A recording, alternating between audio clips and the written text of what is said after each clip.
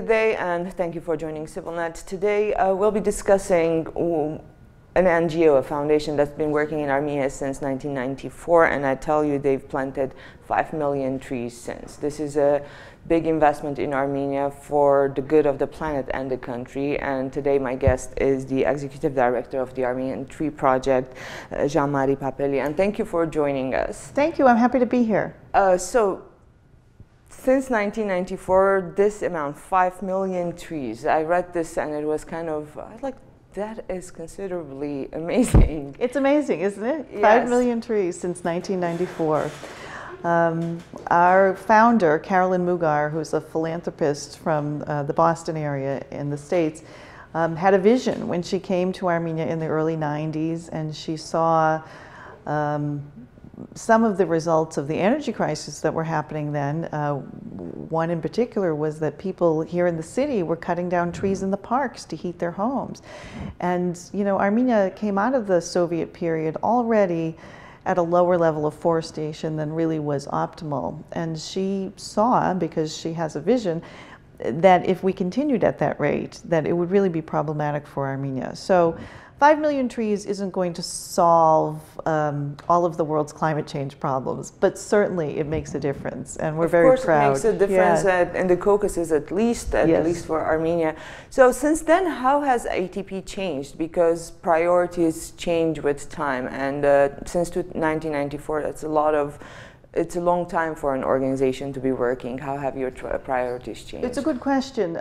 So our basic mission remains to plant trees, but we do it in several different ways. So we have the forestry program, which is supported by a nursery which is in the village of Margahovit, where we grow seedlings which are designed to be replanted into forestry areas, mostly which are in the north of Armenia.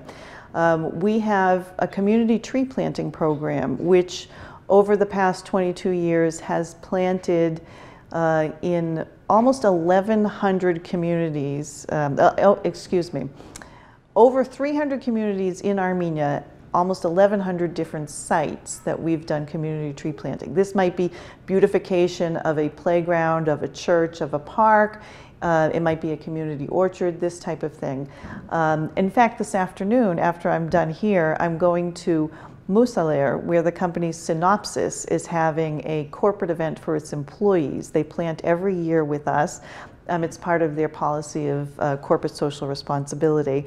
And they're bringing a couple of hundred employees and the employees' families to do a public tree planting with us. So that's an example of the type of things we do with the community tree planting program. We also have environmental education. That's one of the big areas of growth for Armenian Tree Project over the past decade or so. We believe that it's important for the next generation of Armenians to be better stewards of the environment than perhaps their parents and grandparents were. And so we're teaching them about the environment and how they can help it. But in your experience, has there been a change in the general consciousness of environmental consciousness in Armenia, let's say in the last 5 years? Because the environment seems to be in the center of, not in the center, but has come into the focus of Well, I've only been with Tree Project for about 1.5 years, although I was certainly aware of its activities before I came on board. But I think you are noticing something, which is that the younger generation, which is now coming into leadership roles, is more environmentally aware than their parents or grandparents were, and is concerned about how they can prevent harming the environment and whether they can take action to protect the environment or even undo some of the damage that may have been done. Well, we have the segment Green News, which is environmental news, and just looking there, you see there are a lot of problems. So you can't save the environment just by planting trees. That's just one segment. What other issues that you could potentially work with or against, let's say, to have a more global or more encompassing approach to? Well, again, you know, we have a pretty focused mission, right, which is to plant trees, but we do things like cleanups, community cleanups, where we organize groups of volunteers and we might go clean up a public park of the trash, or a site, a village somewhere, help clean up the trash. And doing that not only serves the goal of cleaning up that area and making it look more beautiful, but it also spreads the word that this is one way that you can help your community be more beautiful. In our environmental education program, over the past year or so, our instructors asked children as an activity when they met with them to write down what their 10 commandments for the environment would be. And children are very creative, and we came up with so many different ideas, but our team took the top 10, what they thought were the best, and they created a poster that lists top 10 commandments for the environment. And these children are so smart because it's not just about planting a tree, it's about not littering, it's about don't smoke, eat less meat. And so you can see that perhaps the children are learning to understand how to be better stewards of the environment. So you're also taking this, I see that you have planned on this end of this month at the Ecopreneurs for the Climate Movement initiative in Armenia, and ATP is the representative or the organizer. What is this, and how is entrepreneurship going to come and mingle with environmental issues? Well, certainly anytime somebody's talking about the environment in Armenia, we want to have a presence in it. And we are not a business, we're not ecopreneurs in that sense of the word, but we heard of this event, which is happening worldwide, and we thought, wouldn't it be great to get together with some of our other friends from the environmental movement and bring this to Armenia? So we're doing it jointly with Impact Hub, and it's going to be on the 24th, and we're very excited about it. So do you have an idea what kind of ideas will be discussed or in what direction it will go? I don't. I'm excited to see the ideas that the different groups that are participating will bring to us, and what they can do for the future of a greener Armenia. I asked these questions when speaking to a lot of representatives of NGOs and foundations. How do you function financially? Because I know that fundraising is becoming increasingly difficult. And you've been around for a long time. So how do you function? You have a board abroad, and you have a presence in Armenia, and it's not something that brings in revenue in any way. So how do you keep going for this many years? Right. Our activities do not bring in any revenue. We are a nonprofit. We have a board in the States, and we also have a staff of 6 people in the States. And the primary activity of the staff in the States is to do fundraising. Most of our funding comes from individual donors. Most of those donors are in the United States, although we do have supporters worldwide. Pretty much everywhere there's an Armenian, you find supporters of Armenian Tree Project. We have some institutional partners. We've received grants from a number of NGOs and maybe from some foundations, but it's a constant process, just like every other charity. We're always out there doing fundraising and thinking of different ideas. We've tied in the environmental education to our